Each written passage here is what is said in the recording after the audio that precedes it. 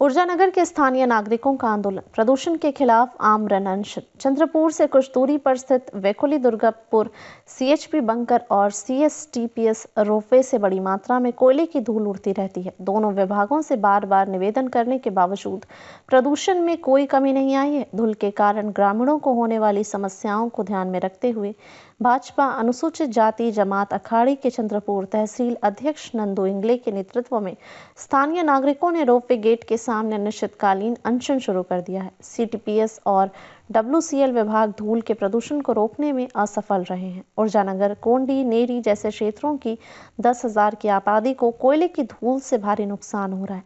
काली कोयले की धूल रसोई, आंगन, छत, बगीचे और सड़कों तक पहुंच रही है। इसका असर खाने पीने की चीजों, अनाज, बर्तनों, कपड़ों आदि पर पड़ रहा है। उड़ती हुई काली धूल नागरिकों के फेफड़ों तक जा रही है, जिससे श्वसन, हृदय रोग, अस्थमा और त्वचा रोगों के मरीजों की संख्या दिन पर दिन बढ़ रही है। ऐसी प्रतिक्रिया अनशनकारियों ने दी है।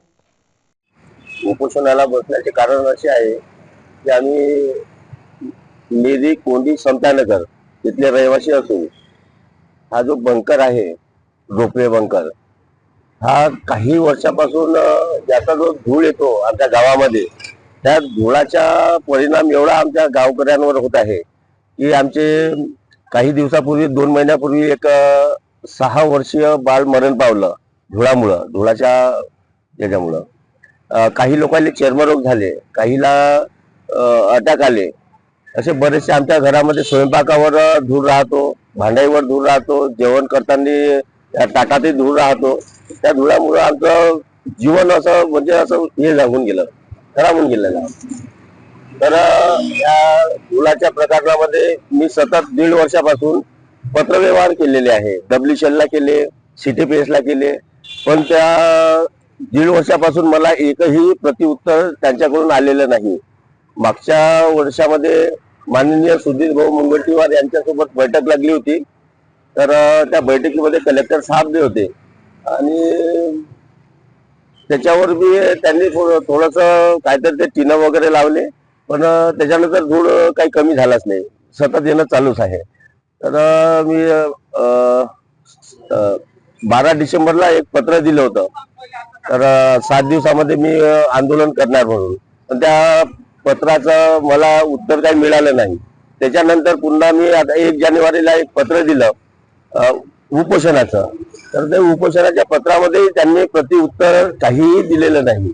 त्याच्यामुळं आम्हाला उपोषणाला बसायला लागलं। 10 तारखेला आमचं साखळी उपोषण होतं।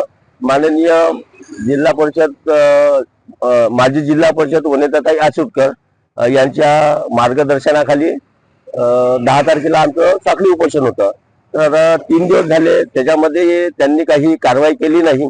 तर आम्ही आज दिनांक 13 पासून आमरण उपोषणाला बसत आहोत।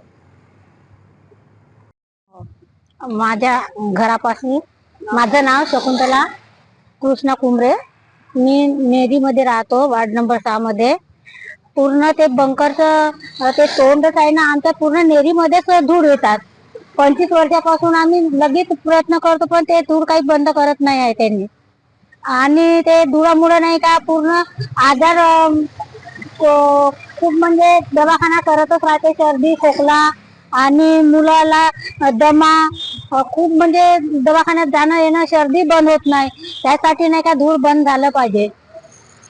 आणि त्यानुसार नाही का बुढे माणसं खोकला, छातीमध्ये कफ आणि ते दमाचा विकार आहे ना, दम घेणंच नाही होत आहे। बाकी म्हणजे ते कपडे आम्ही धुतले तरी ते तसे ओले राहते, तेव्हा धूळच पूर्ण बसते कपड्यावर। आणि सलापावर कोणता कार्यक्रम करतो म्हटलं तरी धूळच खूप राहते।